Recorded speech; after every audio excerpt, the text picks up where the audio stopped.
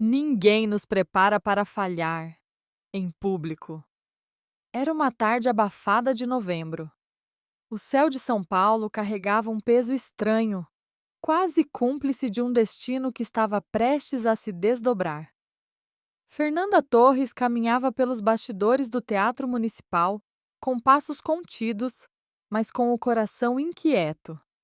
Sua nova peça, escrita, idealizada e encenada por ela mesma, estrearia ali naquela noite.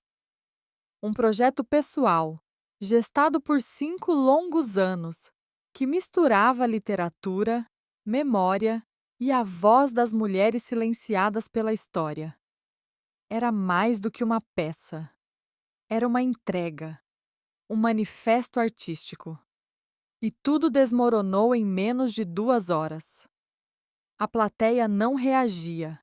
Não havia risos, nem murmúrios de reflexão.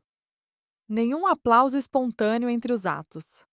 Apenas um silêncio impiedoso que invadia cada falha de luz, cada respiração dos atores em cena. Ao final, os aplausos vieram, mas eram curtos, frios, protocolares.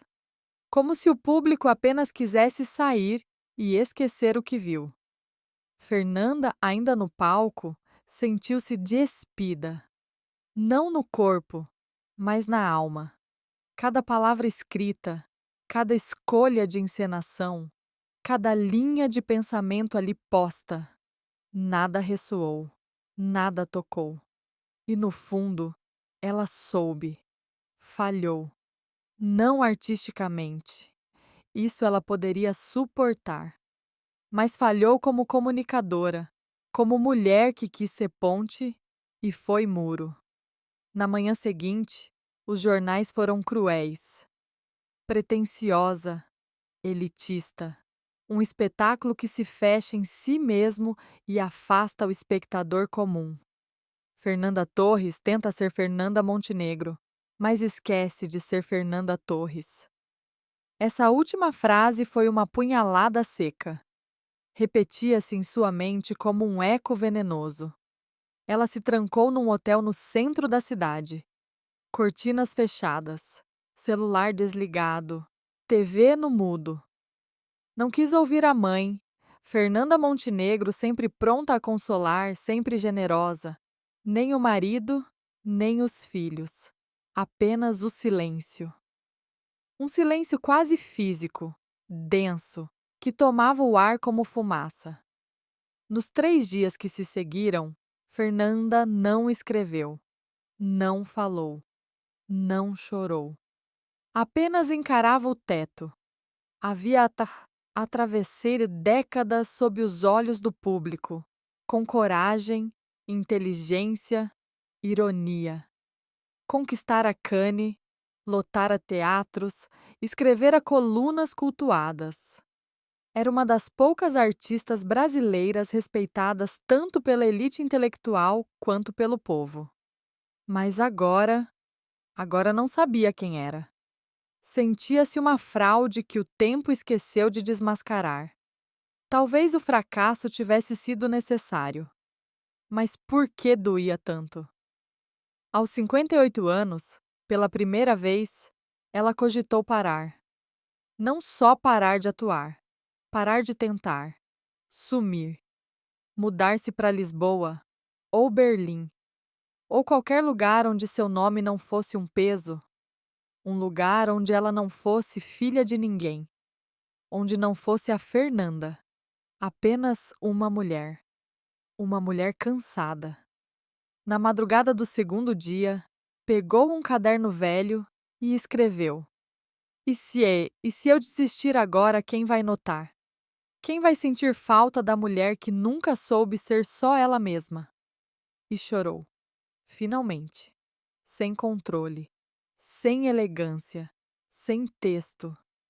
Esse choro não era pela peça, era por ela mesma, pela juventude perdida nos camarins, pela exigência de sempre brilhar, pelo medo de decepcionar a mãe, o público, o país, pela sensação de que nunca, em momento algum, teve o direito de fracassar em paz.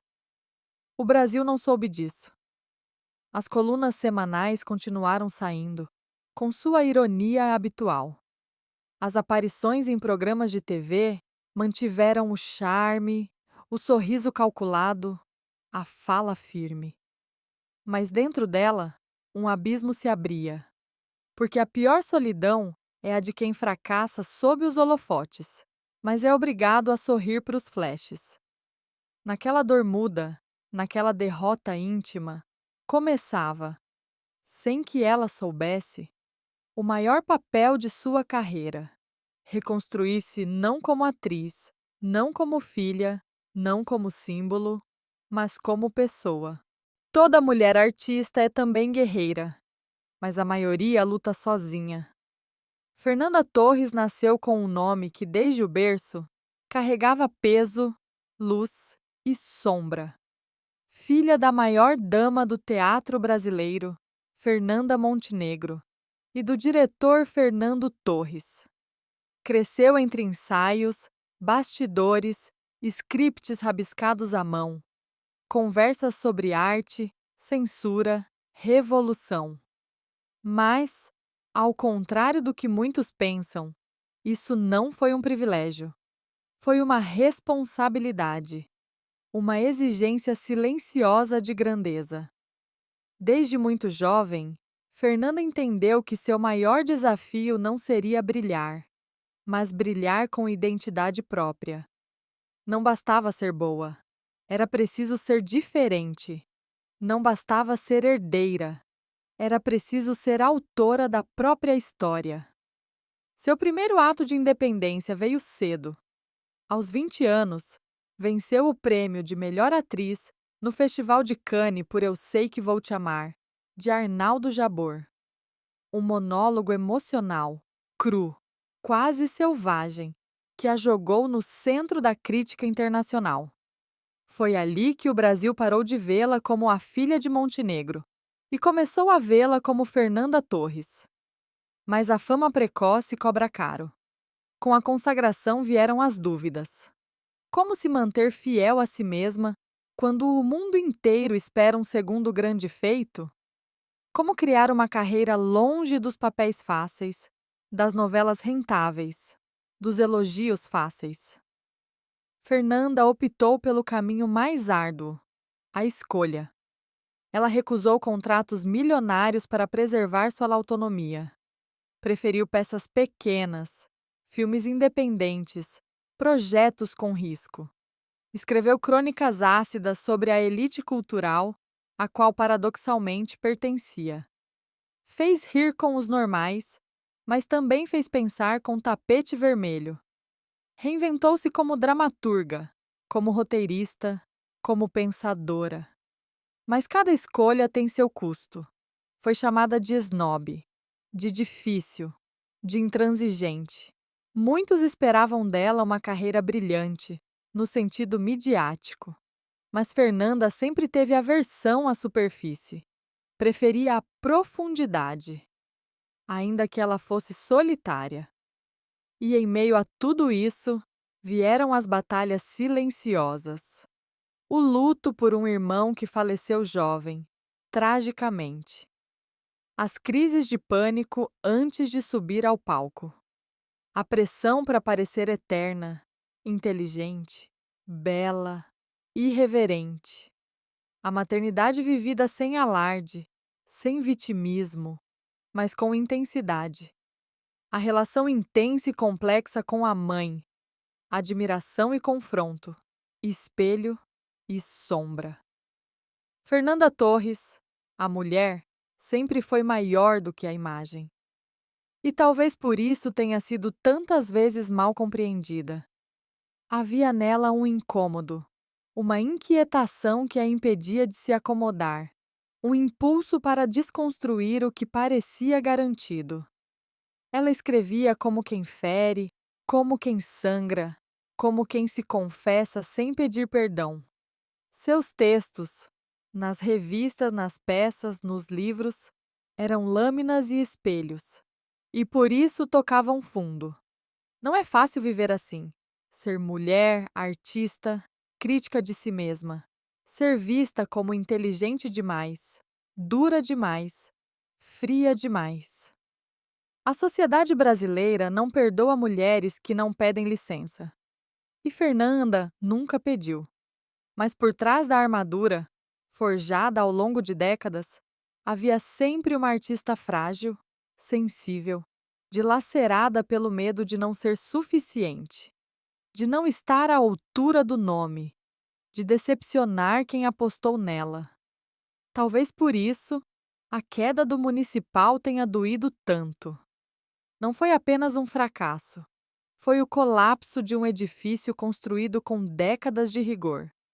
Mas também foi uma libertação, porque pela primeira vez ela parou de interpretar, parou de fingir força, parou de proteger o legado e começou a cuidar da mulher. E assim, na cicatriz da perda, começou a surgir um novo papel, mais maduro, mais verdadeiro, mais humano. Às vezes a queda não é o fim, é o início da escavação mais honesta que alguém pode fazer dentro de si. Depois do fracasso da peça e da dor que a engoliu no quarto de hotel, Fernanda Torres não reapareceu imediatamente. Houve um recuo, não estratégico, mas necessário. Durante semanas, ela cancelou compromissos, adiou projetos, recusou convites. Permitiu-se o direito de não performar, não opinar, não brilhar. E foi nesse hiato, nessa suspensão de si mesma, que algo novo começou a emergir. Ela voltou para casa. Não a casa física, mas a casa afetiva.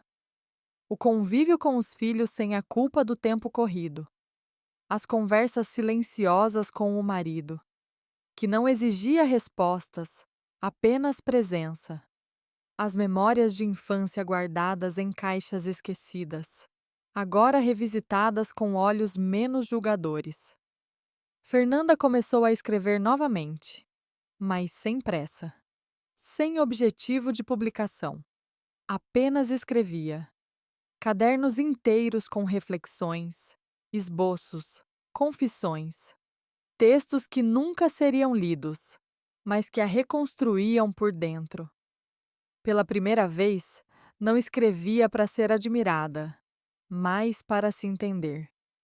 Foi também nesse tempo que buscou a psicanálise com seriedade, não como numa curiosidade intelectual, mas como um abrigo. E ali, nas sessões semanais, enfrentou os fantasmas que sempre empurrou para baixo dos tapetes da inteligência.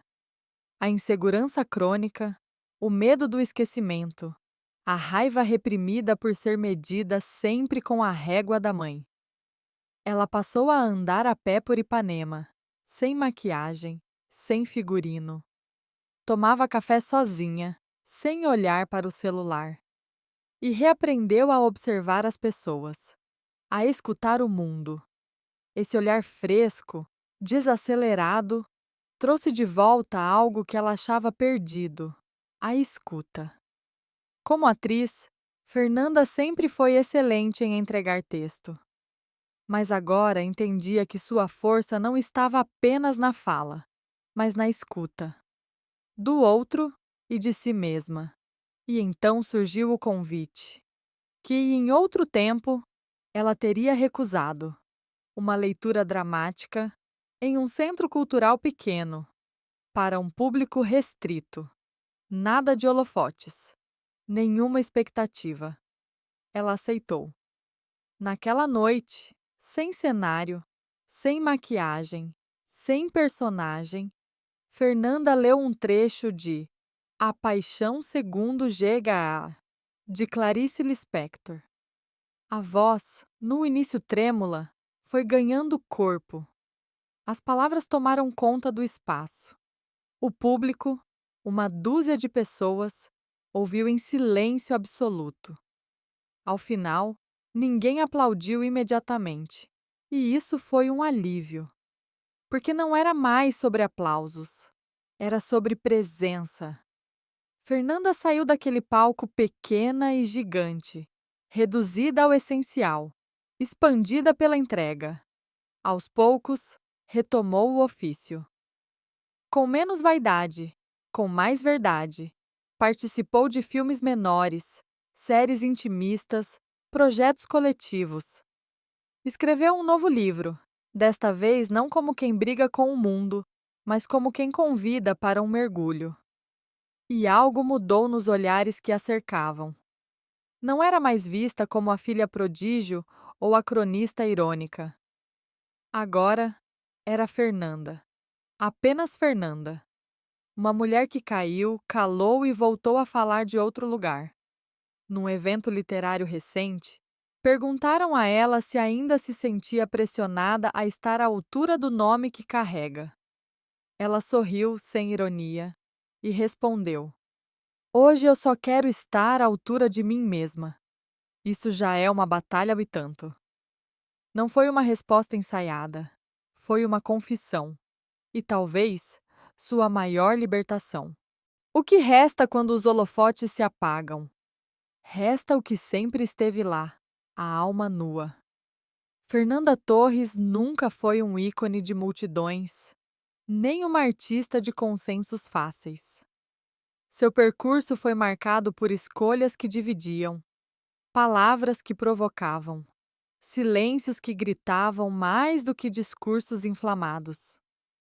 E no fundo, talvez esse tenha sido seu maior gesto artístico: recusar-se a ser previsível.